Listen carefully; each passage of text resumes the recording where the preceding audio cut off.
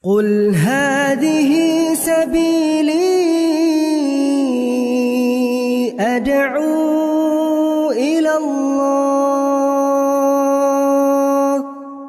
Assalamualaikum warahmatullahi wabarakatuh. Alhamdulillah kita ketemu lagi di channel Pemberantas Kemaksiatan Kaum Muslimin. Dan seperti biasa sebelum kita masuk ke pembahasan, kami ingatkan untuk kaum muslimin yang belum subscribe ke channel ini, silahkan subscribe untuk mendapatkan notifikasi ketika ada video-video yang terbaru yang kita upload di channel ini. Dan untuk yang sudah subscribe, kami ucapkan jazakumullahu khairan katsirah. Dan kaum muslimin, di video kali ini kami ingin mengajak Anda untuk menyimak dua video dari orang yang berbeda, akan tetapi membahas hal yang sama. Yang pertama ada video dari Ketua PBNU, di mana Ketua PBNU ini ketika membahas masalah nasab, ini bagi kami nggak ilmiah sama sekali, justru cenderung kepada pembodohan lah namanya kaum muslimin, Dan memang yang seperti ini memang sudah menjadi pakemnya mereka, Pokoknya manut saja sama kiai. Kalau kiai sudah ngomong, manut saja, nggak peduli yang disampaikan oleh kiai itu bener apa enggak, sesuai dengan realita apa enggak, yang penting manut saja, Akan tetapi ketika kita menyimak video dari Pak Kiai Imaduddin Usman Al-Bantani ketika membahas nasab Ba'alawi, itu sangat ilmiah kaum muslimin, Bahkan tesis dari Kiai Imad ini sampai sekarang belum ada yang mampu membantah kaum muslimin, Coba kita simak videonya kaum muslimin. Nasab Ba'alawi, saya kira saya sudah sampaikan dengan tandas. Saya jujuk lagi, maksud saya itu saya jujuk sampai ke pokoknya, saya jujuk ke ujungnya. Sebetulnya itu supaya ini enggak dikembang-kembangkan terus. Ya itu kan udah banyak lah di YouTube itu. Saya bilang, ini soalnya pokoknya nanti ujungnya sudah lihat, ujungnya itu soal husnudzon, itu satu. Karena namanya catatan itu sampean cari ya tidak mungkin lengkap, tidak mungkin coba. Sekarang ini aneh-aneh diskusinya bantah-bantahnya orang-orang itu, ada yang bilang kosongnya 700 tahun. Enggak ada catatan 700 tahun. Terus enggak, itu ternyata setelah diteliti enggak ada catatan itu cuma 100 tahun. Terus ada lagi, wah cuma 50 tahun dan seterusnya. Tapi tidak mungkin lengkap. Tidak mungkin bisa lengkap betul-betul urut itu, tidak mungkin. Pencatatan itu membutuhkan tradisi tersendiri. Dan tradisi mencatat di lingkungan Islam itu tradisi baru.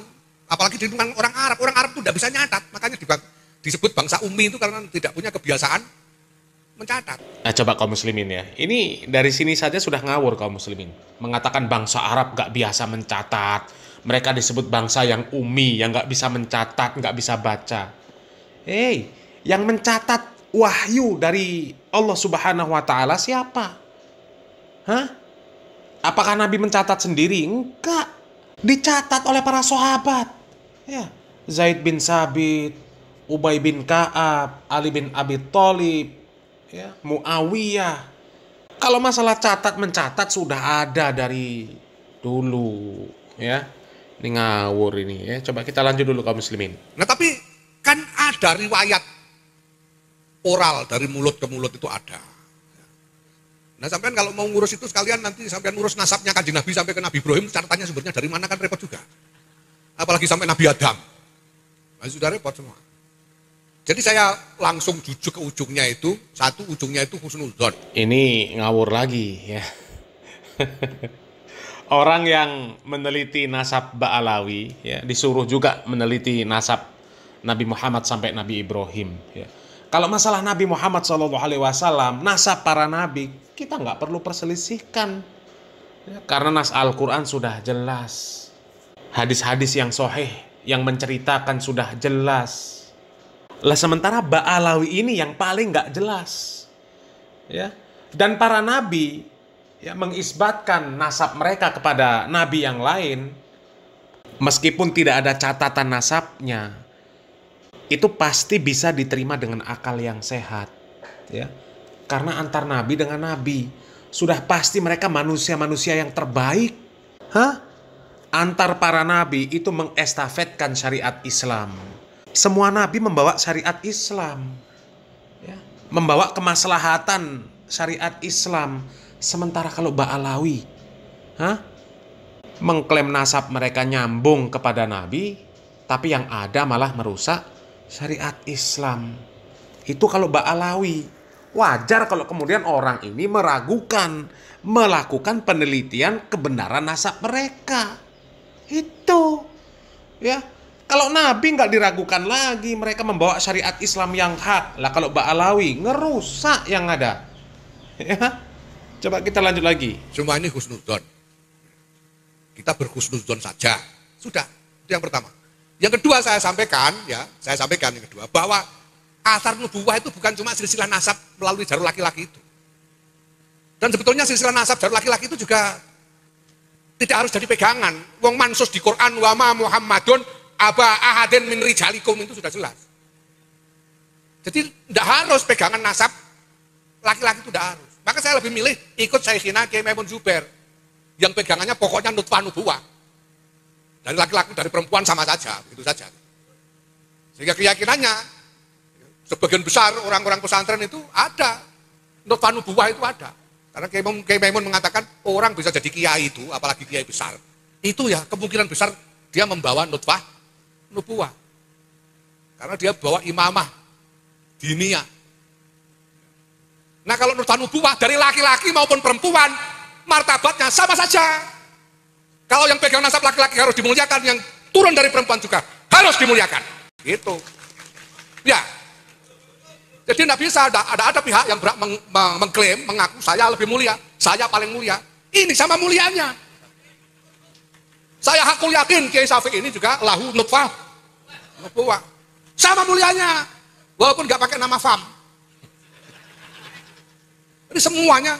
Dan ini biasa di dalam agama. Ya ini sama saja dengan doktrin Ba'alawi. Ya.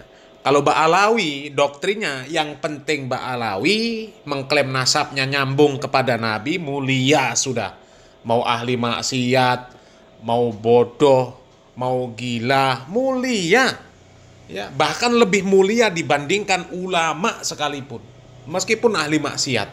Yang penting apa? Ba'alawi. Ya sama dengan doktrinnya Bapak ini, ya. Yang penting sudah ada kiai yang mengatakan nasab Ba'alawi nyambung, ya sudah kita percaya saja, husnuzon. Ya. Kita percaya bahwasanya Ba'alawi itu pasti ada nutfah nubuwah. Karena nggak mungkin kalau nggak ada nutfah nubuwah kemudian bisa menjadi kiai besar, tokoh besar. Ini dalil apa coba? Ini dalilnya husnuzon saja. Yang penting sudah dikatakan kiai, nasab Ba'alawi itu nyambung kepada Nabi, ikut saja. Yang nggak peduli Ba'alawi itu kelakuannya seperti apa, ajarannya seperti apa. Wong ajarannya jelas-jelas merusak syariat Islam. Lah kok disuruh percaya saja bahwa Ba'alawi adalah zuriat Nabi. Ini gimana ini? Ya, coba Ba'alawi itu merusak syariat Islam. Nggak usah jauh-jauh dari mereka merasa bahwa mereka ini kelompok yang paling mulia dibandingkan yang lain. Ya, bahkan yang gila, yang nakal, ahli maksiat, zina, judi, khomer, bahkan yang bodoh sekalipun ya dikatakan lebih mulia daripada ulama. Hah? Itu saja sudah jelas-jelas merusak syariat Islam. Di dalam Al-Quran dikatakan inna akramakum indallahi atqakum. Coba. Ya, setelah Allah Subhanahu wa taala mengatakan ya ayuhan nas inna khalaqnakum min dzakarin aw unsa wa ja'alnakum syu'uban wa qabaila lita'arafu inna akramakum indallahi atqakum. Dari bangsa-bangsa suku-suku yang diciptakan oleh Allah Subhanahu wa taala, itu yang mulia, yang paling bertakwa. Bukan yang nasabnya nyambung kepada Nabi, bukan orang Arab. Bahkan di dalam hadis pun dikatakan oleh Nabi Muhammad SAW, nggak ada keutamaan orang Arab atas orang non-Arab. Orang yang berkulit merah di atas orang yang berkulit hitam. Nggak ada. Nggak ada keutamaan yang lain atas yang lainnya illa bittaqwa, kecuali dengan takwa. Kalau Ba'alawi enggak. Yang penting klaim nasabnya nyambung kepada Nabi, ya sudah mulia sudah. Selain Ba'alawi tugasnya memuliakan, tugasnya mencintai, nggak boleh mengkritik Ba'alawi. Kalau mengkritik Ba'alawi sama seperti iblis.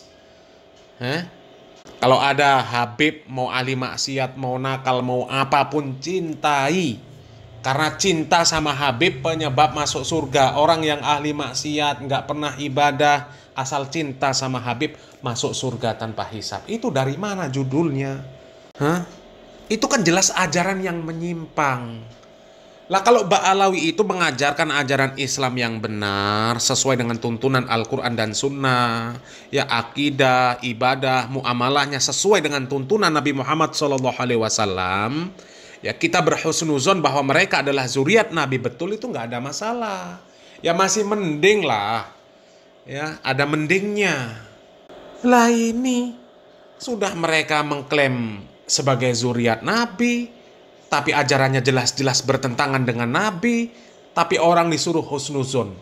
Percaya saja Ba'alawi zuriat Nabi. Na'udzubillah min dzalik. Ini pembodohan ya. Sekarang coba kita simak video dari Kiai Imad kaum muslimin. Berita itu bisa benar, bisa salah. Kalau berita itu bisa benar, bisa salah, bagaimana cara kita memverifikasinya? Ya kita lihat data-datanya. Datanya sahih apa tidak? Datanya valid apa tidak?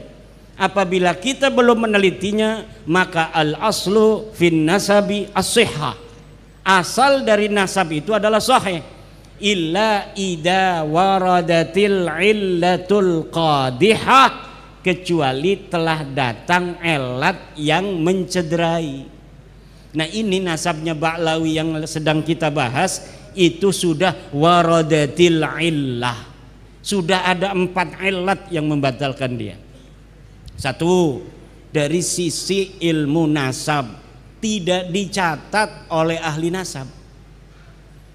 Mereka mengaku keturunan nabinya dari Ahmad bin Isa. Ahmad bin Isa di dalam waktu hidupnya tidak ada namanya, dalam silsilatil alawiyah tidak dicatat, tetapi di abad kelima dicatat. Nah ketika di abad kelima ini dicatat, anaknya pun dicatat. Berapa anaknya? Anaknya 3 yang berketurunan. Yang pertama Muhammad, Ali, dan Husain. Tidak ada nama Ubaid, Ubaidillah, atau Abdullah. Sampai abad ke-6, ke-7, ke-8 tidak ada kitab nasab yang menyatakan yang namanya Sayyidina Ahmad bin Isa punya anak namanya Ubaid. Lalu Ba'alawi ini di abad 9, leluhurnya Habib-Habib ini namanya Ali bin Abu Bakar As-Sakron, bikin kitab nih kayak Kiai Alawi, bikin catatan. Saya keturunan Nabi, nama saya Ali bin Abu Bakar bin Muhammad Mauladawilah bin Ali Al-Ghayyur bin Ali Sahibud Darak bin Muhammad Faqih Muqaddam bin Ali bin Muhammad Sahib Mirbat bin Alwi bin Ali dulu ya, Muhammad Sahib Murbat bin Ali Qali Qasam bin Alwi bin Muhammad bin Alwi bin Ubaid bin Ahmad bin Isa. Nah ini nasabun batilun mardudun maudu'un munqati'un la yasihhu al-ihtijaju bihi. Tidak bisa. Kenapa? Lah orang kita banyak begitu kitab nasab sama sekali nggak ada yang menulis. Kitab nasab mulai abad ke-4 silsilatil alawiyah, abad ke-5 Tahdhibul Ansab, Al-Majdi, Muntaqilatut Talibiyah, kemudian di abad ke-6 As-Sajarah Al-Mubarakah, di abad ke-7 Al-Fahri Al-Asili, di abad ke-8 As-Sabatul Musal, di abad ke-9 Umdatut Talib Al-Kubra, Umdatut Talib Al-Wusta, Umdatut Talib Al-Kubra. Semuanya tidak ada yang mencatat yang namanya Ahmad bin Isa punya anak namanya Ubaid, Abdullah, Ubaidullah. Tidak ada. Pokoknya teu aya. Cek orang Bandung nama. Teu aya iku ora ono. Ora ono. Ya kalau nggak ada ya gimana lagi? Mulai adanya sejak abad 9 mereka mengaku. Lalu banyak nih kitab-kitab, karena dia ulama besar Pak. Jadi Ali As-Sakron ini kiai memang. Dia punya bapak kiai juga. Bapaknya punya murid-murid. Dari mulai bapaknya ini bikin kitab sesuai dengan apa namanya itu penjelasan dari gurunya, namanya Abdurrahman Segaf. Abdurrahman As-Segaf punya anak Abu Bakar. Ini Abdurrahmannya kiai, ulama. Kemudian Abu Bakarnya kiai, cucunya kiai. Ini punya murid, ini punya murid, ini punya murid. Semuanya punya murid yang kemudian mempopulerkan nasab ini. Semuanya di abad ke-9. Sampai sekarang surah wal istifadah populer. Sampai ratusan kitab Pak. Hanif Al-Attas sekarang sedang mengumpulkan kitab-kitab sejak abad 9 itu sampai sekarang ini sudah bisa terkumpul 140 kitab yang menyatakan mereka turunan Nabi. Kata saya, coba sini satu aja yang kitab nasab abad ke-8, diem aja. Abad 7 makin diem. Abad 6 mana? Makin diam. Abad 5 mana? Makin diam. Apalagi abad 4, abad di mana Ahmad bin Isa ini wafat. Ahmad bin Isa ini wafat 345 Hijriah. Sudah 1000 tahun lebih. Tapi 550 tahun sejak wafatnya baru ada orang ngaku-ngaku keturunannya. Kalau tadi misalnya saya mengaku Udayana, itu bisa diverifikasi di dalam setiap masa. Betul tidak yang namanya Airlangga itu turunan daripada Prabu Udayana? Betul tidak Ken Arok Singosari keturunan dari Airlangga? Betul tidak Prabu Hayamuruk keturunan dari Ken Arok? Itu semuanya ada datanya Pak. Betul tidak Kerajaan Demak keturunan Majapahit? Betul tidak Kerajaan Cirebon keturunan Demak? Betul tidak Kerajaan Banten turun Demak? Itu diverifikasi. Kalau terbukti sah, berarti waktu di Denpasar di rumahnya Yai Suryadi ketika Tubagus Mogi mengatakan bahwa dia darah Bali, soheh. Kalau dicari manuskripnya ternyata ini bohong, ternyata yang namanya Airlangga itu hanya anak tiri daripada keturunan Udayana, maka nasab ini disebut nasabun batilun mauduun mardudun Coba kaum muslimin ya, dari penjelasan dua orang ini kaum muslimin, mana yang lebih mencerdaskan? Ya tentu penjelasan dari Kiai Imad ya. Kiai Imad nggak hanya sekedar mengajak jamaahnya untuk percaya saja bahwa Ba'alawi itu zuriat Nabi karena sudah ada orang-orang dahulu yang percaya. Enggak, diajak cerdas, diteliti ya. Dan kalaupun tidak bisa meneliti ya seharusnya dipikirkan ya. Jangan hanya sekedar husnuzon saja. Oh cucu Nabi ya, nggak peduli kelakuannya seperti apa, akidahnya seperti apa, ibadahnya seperti apa, muamalahnya seperti apa, nggak peduli. Yang penting sudah ada yang mengatakan mereka cucu Nabi, percaya saja ya. Dipikirkan kira-kira bener nggak, wajar nggak keturunan Nabi itu seperti kelompok Ba'alawi? Sesuai apa tidak ajaran mereka dengan ajaran Nabi Muhammad SAW? Kalau ajaran mereka sesuai dengan tuntunan Nabi Muhammad SAW, mungkin benar. Tapi kalau sudah jelas bertentangan dengan ajaran Nabi Muhammad SAW, maka patut dicurigai, seharusnya curiga. Ya, ngajak berdoa, nyebut nama Umar Mukhdor, nyebut nama Umar bin Hafiz. Coba. Padahal Al-Quran dan hadis memerintahkan kepada kita ketika kita memiliki hajat, mintanya langsung kepada Allah. Nyebut apa? Asmaul Husna. Nabi Muhammad SAW mengatakan, wa idza sa'ala fas'alillah, wa idza sta'anta fasta'in billah. Allah Subhanahu wa taala mengatakan, walillahil asmaul husna fad'uhu biha. Kan Bahkan hadis dan ayat Al-Quran tersebut bertentangan dengan ajaran Ba'alawi. Ngajak doa nyebutnya Umar Mukhdor. Ya. Ngajak curhat, ketika punya hajat, curhatnya sama fotonya Umar bin Hafiz. Coba. Belum lagi cerita Ba'alawi katanya bisa masuk surga semaunya. Suntuk di dunia masuk surga. Kemudian suntuk di surga keluar lagi. Itu kan jelas bohong. Bagaimana kenikmatan surga bisa dinikmati oleh orang yang masih hidup? Ini bohong. Bohong besar. Ya.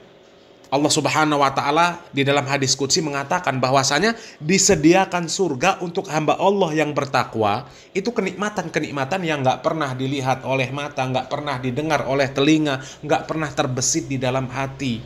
Lah ini masih hidup bisa masuk surga, kan bohong, jelas bohong.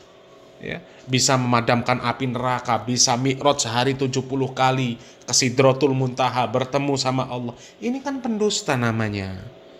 Ya, wong jelas-jelas mereka pendusta, kok masih mengajak untuk berhusnuzon mereka zuriat Nabi. Na'udzubillah min dalik, na'udzubillah min dalik.